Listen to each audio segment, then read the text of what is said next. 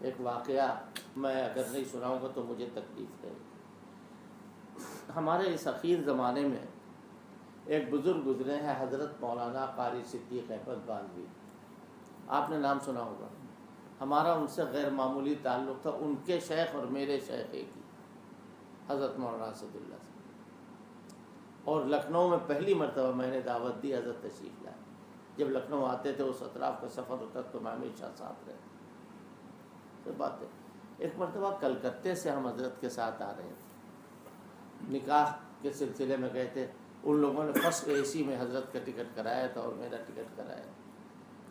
وہاں پہنچے، راستے میں میں نے حضرت سے کہا کہ حضرت آپ کو مدرسہ قائم کرنے کی فکر کیسے ہوئی؟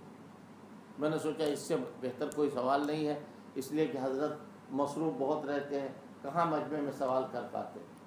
حضرت نے جو جواب دیا وہ سننے کے لائق. فرمایا کہ بھائی، میں تو فراغت کے بعد مولانا عبد الوحید صاحب فتح پور کے بہت بڑے عالم حضرت مولانا شبیر احمد عثمانی رحمۃ اللہ علیہ کے زبردست اور خادم خاص میں نے دیکھا، میرے نکاح میں بھی تھے. حضرت مولانا عبد الوحید صاحب، ان کے لڑکے مولوی فضل الرحمان میرے ساتھی ہوں. کہا میں ان کے مدرسے میں پڑھاتا تھا. پھر آپ نے مدرسہ کیسے قائم کرنے کا خیال کیا؟ کیا بتا رہا ہوں. حضرت نے فرمایا کہ ایک دن میں باہر کسی کام سے آیا ہوا تھا مدرسے، اور مجھے کسی نے راستے میں اخبار دیا. میں نے اس اخبار میں دیکھا کہ باندے میں ارتداد پھیل گیا، یعنی لوگ ہندو ہو رہے ہیں. یہ حضرت کے الفاظ تو ہو سکتا ہے بدل جائیں لیکن مفہوم بالکل میں کوئی فرق نہیں انشاءاللہ.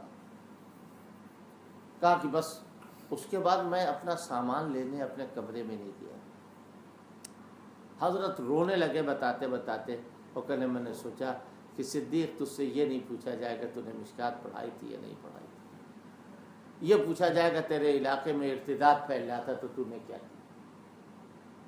حضرت مولانا قاری صدیق صاحب فرمایا کہ میں نے وہاں استعفیٰ لکھنے کی بھی تاخیر نہیں کی کہ استعفیٰ لکھ کر کے تاخیر ہو جائے تھوڑی سی، فوراً اپنے گاؤں آیا. کہا اس کے بعد میں سالوں میں اپنے قافلے کو لے کے گاؤں کے ایک ایک گاؤں میں ایک ایک بستی میں گیا، اور یہ ارتداد کو دور کرنے کے لیے میں نے کوشش کی، دور ہو گیا. پھر وہ ایسی عادت پڑ گئی کہ بہت سارے لوگوں کو پڑھانا شروع کیا اور وہ عالم بھی ہو گئے.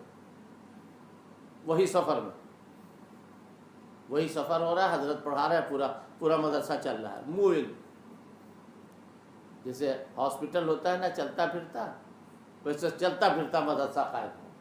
حضرت کے الفاظ ہیں. حضرت نے فرمایا کہ میں گھوم رہا تھا اور فلاں فلاں فلاں، آپ لوگ نہیں جانتے، ان کو بتایا کہ اسی زمانے میں نے پڑھایا، بعد میں دورہ پڑھا.